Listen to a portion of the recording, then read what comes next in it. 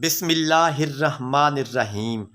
حضرت علی نے فرمایا، تم جنت کے طلبگار اور خواہش اور نہ مانگو، بلکہ تم دنیا میں ایسے کام کرو کہ جنت تم کو مانگے۔ خدا سے جب بھی مانگو تو مقدر مانگو، عقل نہیں، کیونکہ میں نے بہت سے عقل والوں کو مقدر والوں کے در پہ دیکھا ہے۔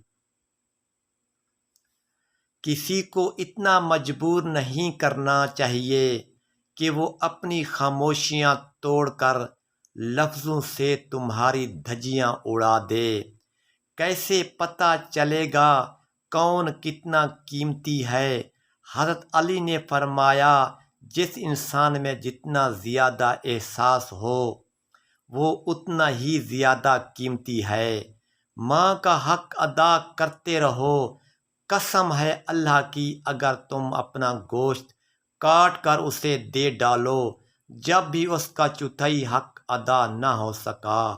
بے شک نماز ہی بہترین ساتھی ہے، دنیا سے قبر تک، قبر سے حشر تک، حشر سے جنت تک۔